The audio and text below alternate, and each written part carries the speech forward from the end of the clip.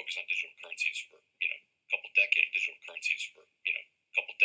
This is something we've been focused on digital currencies for a couple decades. Right. But you can implement it with a digital currency. This is the hidden agenda. But they got to do two things. One, roll out the CBDC, which they're doing, and get rid of cash. Those two things will go hand in hand. But we will end up worse than Communist China. Communist China, if you're on the bad list, you can't. It's a social credit score. Yeah. You can't buy a plane ticket. You can't buy a train ticket. You can't pay for your kid to go to a good school because you're on the blacklist because you did something on social media that said Xi Jinping looks like Winnie the Pooh, which he does. But that's we're recording this. But that's I say this on Twitter, so that's okay. But that's what we're getting to. That's the dark side of central bank digital currencies. But it's the real side. It's the real hidden agenda. And that's why every single time Jay Powell is prompted in front of Congress, the Republican Jay Powell says, "We'll get back to you. Yeah. We're studying that. We're taking commentary." That I think central bank digital currencies were concocted in hell by Satan himself. They are incredible control by governments over everybody's bank account, and they're going to create a void of privacy for every individual citizen. I think they're horrible, but I think that's where they want to go. In the 21st century, we may see the emergence of a new massive class of useless people. People who have absolutely no economic value. Welcome to the Crypto Teacher. And of course, guys, I come back with that video just to make you think. And we have over 20,000 cryptos. And we know the SEC and all the regulators are going to start putting pressure on these crypto companies. We know only half of 1% is going to be left. Now, we know right now it's the wild, wild west. Soon as a crypto is listed on Coinbase or sometimes Binance, it gets a pump. But definitely Coinbase. Is there insider trading? We know this for a fact. But when we look at crypto as a whole, Bitcoin goes up, 99% of the rest of the cryptos go up. Bitcoin goes down, 99% of the rest of the cryptos go down. It's all controlled by an algorithm. It's all manipulated. And now we see the same thing in stocks. The central banks have total control already. Remember, guys, they're going to destroy this legacy market in order for the fourth industrial revolution to rise. Now, we see the SEC has been kicking this can down the road. The DOJ came in on the Coinbase case and got them for wire fraud. The same way, guys, when we look at the mobsters, they couldn't get them for regular gangster activity. What they get them for? Racketeering. The SEC has had plenty of times to bring in regulation for crypto. But of course, guys, they don't want regulation.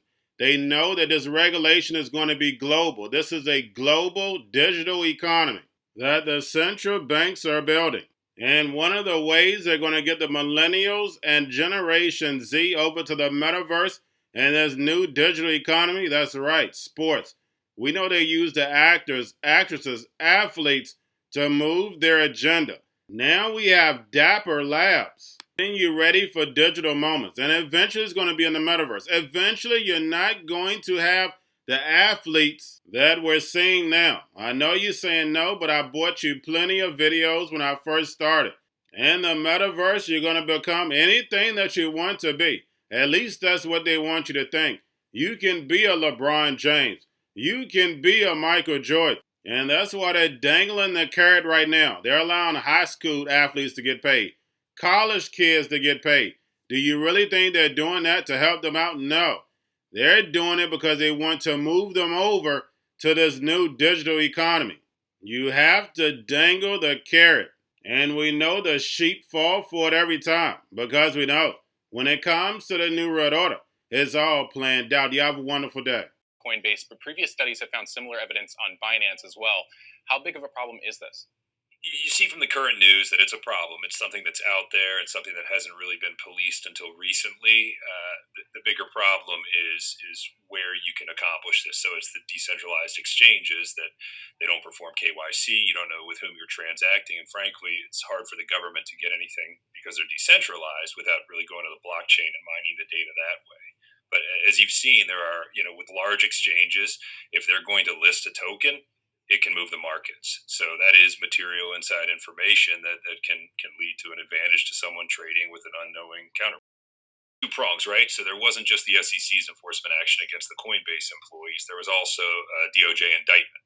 And one thing that's telling is that the Department of Justice's indictment of those individuals didn't bring them as securities fraud actions, right? So they brought them under the wire fraud statute.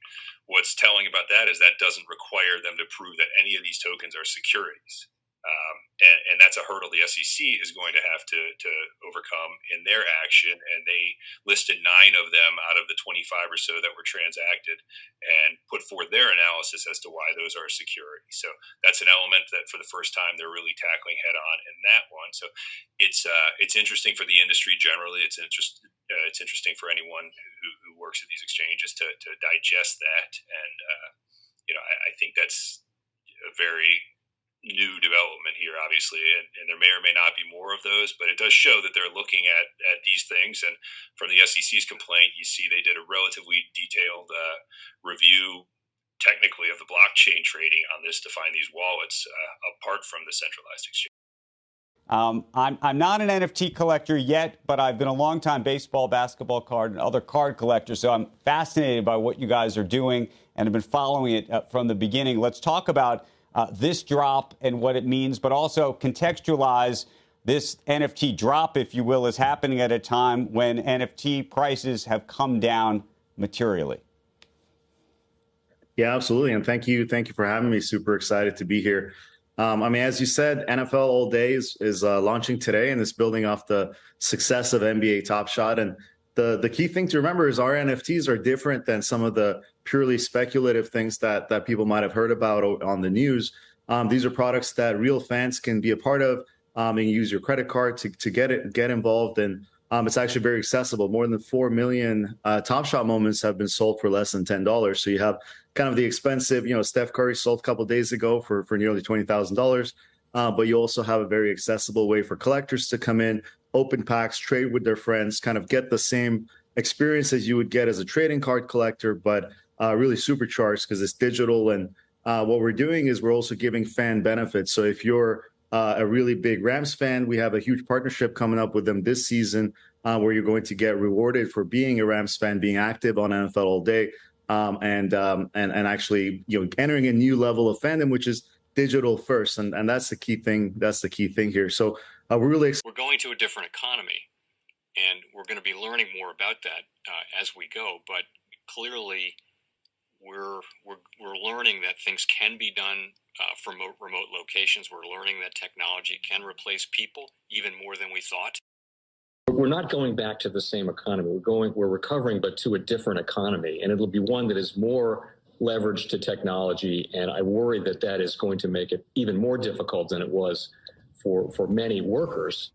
In Silicon Valley, and my friends who work in technology know that what we did to the manufacturing workers, we are now going to do to the retail workers, the call center workers, the fast food workers, the truck drivers, and then even bookkeepers, accountants, insurance agents, lawyers, and on through the economy. So what happened to the manufacturing workers is a very clear sign. This effort. And China has big plans for this. They intend to seed their digital yuan into the global environment by giving it away to visitors at next winter's Olympics. When they arrive at the airport, they're going to get yuan digital wallets. They're going to receive digital yuan. They're going to use it throughout their visits to Beijing, and then they're going to take it back to their home countries. They see this as a huge advantage. Why? Because who controls the underlying protocols, who controls the underlying standards of the future of money will control the future of money.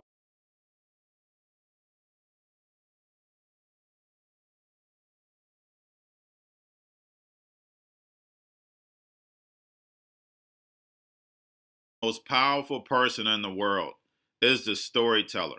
The storyteller sets the vision, values, and agenda of an entire generation to come. Steve Jobs. And guys, I truly believe in this. When you look at the New World Order, they're the storytellers. And that's the reason why I wrote my New World Order book.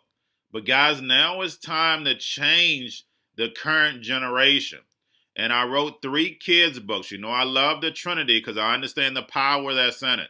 So I have 3 books. We have an opportunity to change the generation, to educate, not just me, but I want to show you that I take action on a daily basis.